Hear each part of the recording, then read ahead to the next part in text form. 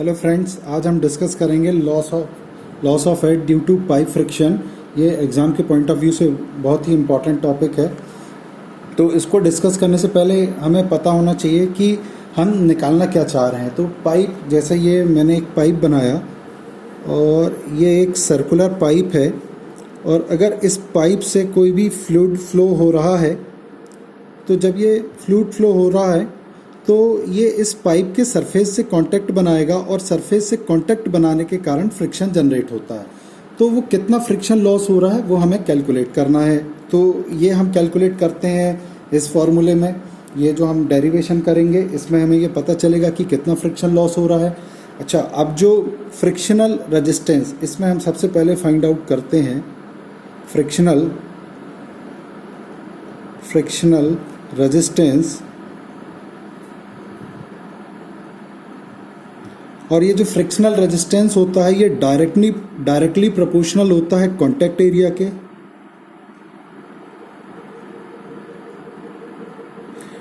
Frictional resistance, अगर इसे मैं एफ आर से रिप्रेजेंट करूं तो ये डायरेक्टली प्रोपोर्शनल होगा कांटेक्ट एरिया। अब ये कांटेक्ट एरिया कौन सा एरिया बनेगा? ये वो एरिया बनेगा जो फ्लूइड इस पाइप पे पूरे को कांटेक्ट करता है। तो ये जो फ्लूइड जो इस पाइप के जब अंदर जाएगा तो इसके चारों तरफ, इस चारों सरफेस पे कांटेक्ट बनाएगा, और साथ में इसकी लेंथ पर भी कांटेक्ट बनाएगा। तो ये अगर इसकी लेंथ मैं एल ले लूँ और इसकी जो रेडियस है अगर मैं इसे स्मॉल आर ले लूँ, तो जो एक कांटेक्ट एरिया जो बनेगा ये F R is directly proportional to ये जो एरिया बनेगा, ये बनेगा 2 pi R into L. 2 pi R means circumference of the circle. या इसी को, अगर ये सर्कुलर नहीं है, अगर ये बॉडी सर्कुलर नहीं है और कोई दूसरी है, तो इसे हम सरकमफ्रेंस बोलते हैं सर्कुलर सेक्शन के लिए, लेकिन अदर लैंग्वेज में हम इसे पेरीमीटर बोलते हैं अगर बॉडी सर्कुलर ना हो। तो F R is directly proportional to P into L, ये होगा इक्वेशन नंबर 1। एंड सेकेंडली, ये जो फ्रिक्शनल रेजिस्टेंस होता है, frictional resistance means F R is directly proportional to the velocity, square of velocity.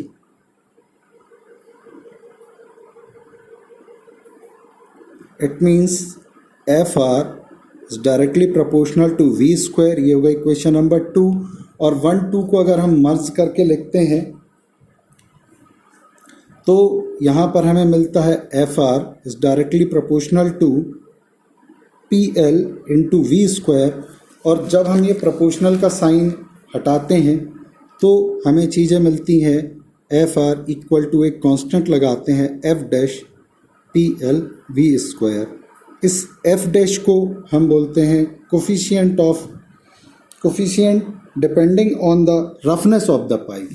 F dash is the, ये एक constant है जिसे हम बोलते हैं coefficient depending on the roughness of the pipe. तो ये एफ आर का हमें एक फॉर्मूला मिला, F dash P L V square. अब ये जो फ्रिक्शनल रेजिस्टेंस या इसी को ही हम फ्रिक्शन फोर्स बोलते हैं, जब यही चीज़ पाइप में प्रोवाइड होती है, जब ये कांटेक्ट, ये जो फ्लूइड है ये सरफेस से, इस पाइप के सरफेस से जब ये कांटेक्ट बनाता है तो ये लॉस होता है। इससे क्या होता है, इस फ्लूइड की वेलोसिटी इफेक्टेड होती है, जो फ्लूइड की वेलोसिटी है वो कम हो जाती है। तो अगर हमें इसकी स्पीड को मेंटेन रखना है तो इस फ्रिक्शन फोर्स को तोड़ना पड़ेगा, और इस फ्रिक्शन फोर्स को तोड़ने के लिए हमें एक एनर्जी की ज़रूरत पड़ेगी, और उस एनर्जी को ही हम बोलते हैं लॉस ऑफ एनर्जी। जो एनर्जी हम इस फ्रिक्शन फोर्स को तोड़ने के लिए लगाएंगे वही एनर्जी कहलाएगी लॉस ऑफ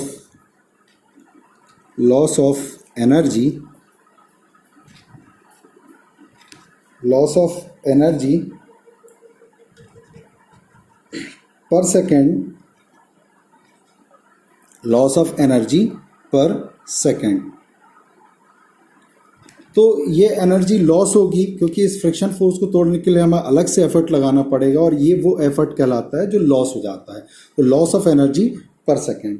तो लॉस ऑफ एनर्जी पर सेकेंड जो होती है, इसे एनर्जी का जो फॉर्मूला होता है वो होता है फोर्स इंटू डिस्प्लेसमेंट, और पर सेकेंड है, it means divide by time करना पड़ेगा। तो यही चीज़ हमको जो मिलेगी वो मिलेगी force into displacement upon time it means velocity. तो ये जो फोर्स है इसके पहले ही हमने ये फोर्स निकाला हुआ है, फ्रिक्शनल रेजिस्टेंस या frictional force F dash P L V square, उसकी वैल्यू को हम यहाँ पर पुट कर देंगे तो यही चीज़ हमें मिलेगी F dash P L V square into V. It means यही चीज़ हमें मिल जाएगी F dash P L V Q. ये हो गई हमारी क्वेश्चन नंबर 4। तो ये जो हमने निकाला है ये लॉस ऑफ एनर्जी पर सेकंड निकाला है, लेकिन हमें हेड निकालना है, actually loss of head due to pipe friction हमें निकालना है। इस इट मीन्स हमें एच एफ निकालना है, और एच एफ की जो डेफिनेशन होती है वो होती है loss of energy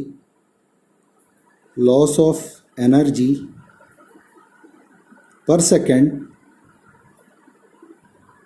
loss of energy पर सेकेंड पर यूनिट वेट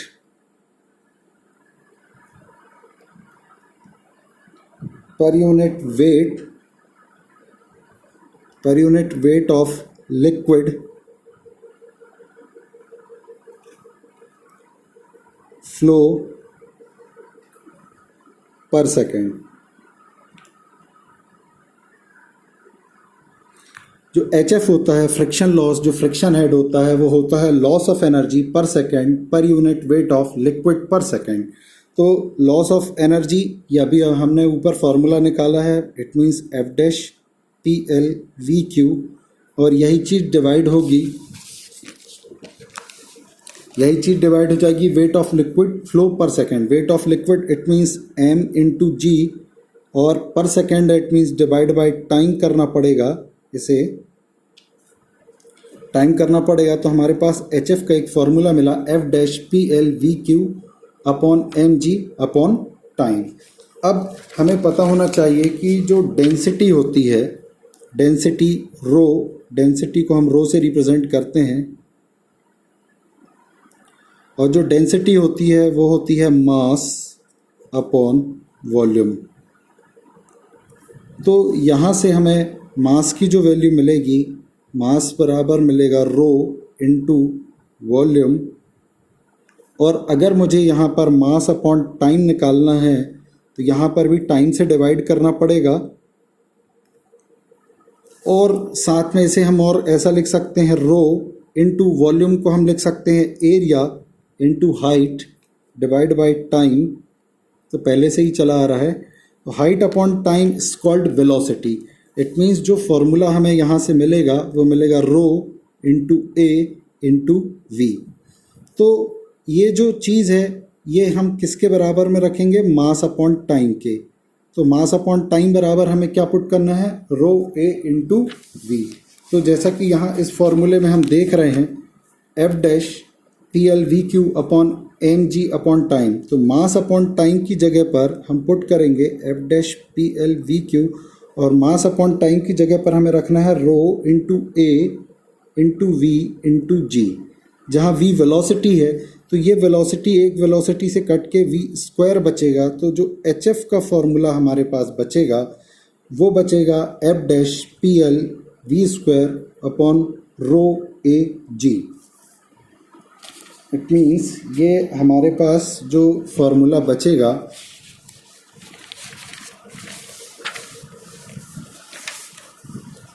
हमारे पास जो एच एफ का फॉर्मूला बचेगा, एच एफ बराबर ये बचेगा F dash P L V square upon rho into A into ji.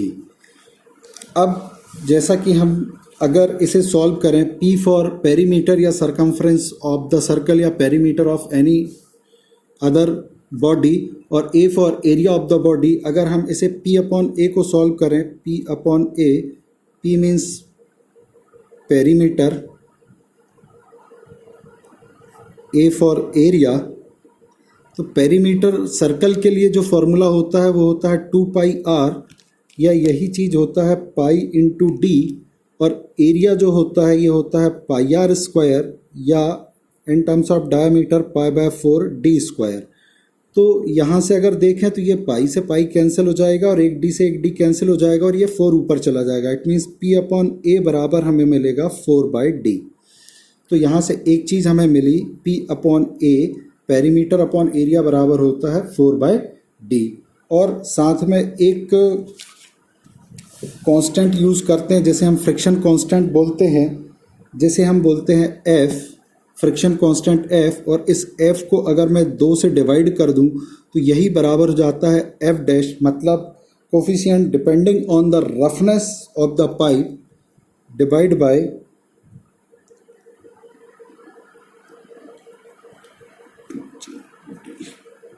Row, divide by rho. तो यहाँ से एक इक्वेशन हमें मिलती है कि एफ डैश अपॉन रो की जगह पर F/2 पुट करना है और P अपॉन ए की जगह पर 4/d पुट करना है। अब चूंकि हमारे पास फॉर्मूला है HF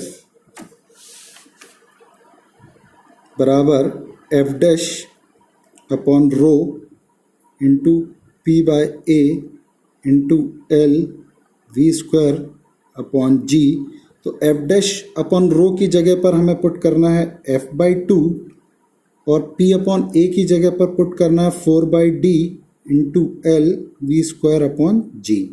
तो इससे हमें ये फ्रिक्शन लॉस का जो फॉर्मूला मिलेगा, फ्रिक्शन हेड या फ्रिक्शन लॉस का जो फॉर्मूला मिलेगा HF का, वो मिल जाएगा हमें 4FL V square upon 2GD।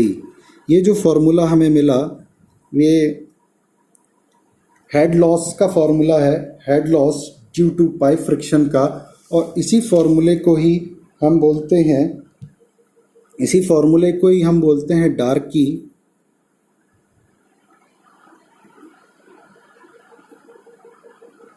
डार्की-विशबैच formula.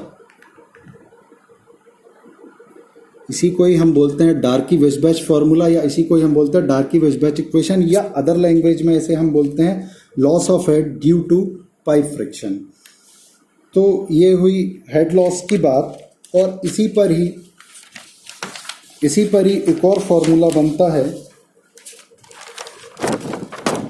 जैसे ये डार्की-विशबैच फॉर्मूला बना, जैसे ये डार्की-विशबैच फॉर्मूला बना है HF बराबर 4FL V square upon 2GD। Here F is the friction constant,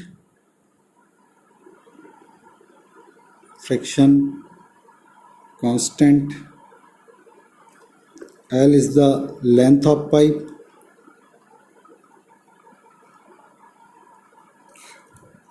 V is the velocity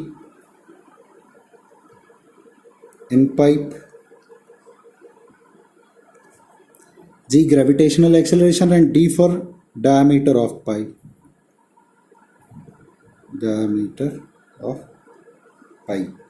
तो इसी इक्वेशंस को हम बोलते हैं डार्की-विशबैच इक्वेशन, या इसी को ही हम बोलते हैं loss of head due to friction. अब एक और इक्वेशन इसी से ही बनती है। अगर इस इक्वेशंस को मैं V एक तरफ कर दूं और बाकी चीज़ें एक तरफ ले चलूं, तो यही चीज़ हमको मिलेगी, यही चीज़ हमको मिल जाएगी V square equal to HF 2GD अपॉन 4FL। और अगर इसे मैं और अच्छे से सुधारूं तो ये हो जाएगा V स्क्वायर इक्वल टू, इसे मैं लिख रहा हूँ 2G अपॉन 4F। जो कांस्टेंट वैल्यू है उनको एक तरफ कर दिया मैंने, V स्क्वायर बराबर 2G अपॉन 4F, और जो बची हुई वैल्यूज़ हैं उनको एक तरफ कर देते हैं। तो यही चीज़, या इसी को और अच्छे से सॉल्व करें अपन, तो इसी को अगर यहाँ पर अगर मैं एक फार्मूला लूँ, जो पुराना फार्मूला है HF बराबर F dash PL V square upon रो GA, और इधर से अगर मैं वेलोसिटी को चेंज करूँ V स्क्वायर बराबर, तो ये हो जाएगा HF रो GA upon F dash P into L। तो यहाँ पर अगर मैं इसे कुछ सेपरेट करूँ, जैसे HF अपॉन L को एक साथ रख लिया, साथ में ए अपॉन पी को एक साथ रख लिया। अब जो चीज़ बच गई रो जी अपॉन एफ डैश, ये एक तरह का कांस्टेंट है। रो जी अपॉन एफ, रो भी कांस्टेंट है, जी भी कांस्टेंट है, एफ भी कांस्टेंट है, तो ये एक एज अ कांस्टेंट क्रिएट होगा। तो इसे हम नाम दे देंगे सी।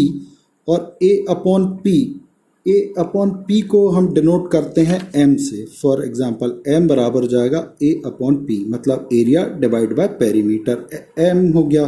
और अगर आई बराबर हो गया H F upon L, I बराबर हो गया एच एफ अपॉन एल, तो जहाँ एच एफ है वहाँ पर अगर मैं आई पुट करूँ और जहाँ ए अपॉन पी है वहाँ पर अगर मैं एम पुट करूँ और रो जी अपॉन एफ डैश को अगर मैं कांस्टेंट सी ले लूँ तो वी स्क्वायर, और अगर बोथ साइड में स्क्वायर रूट करूँ तो ये स्क्वायर से रूट कैंसिल हो जाएगा और यही चीज़ बचेगी हमारे पास v बराबर c रूट ओवर एम आई।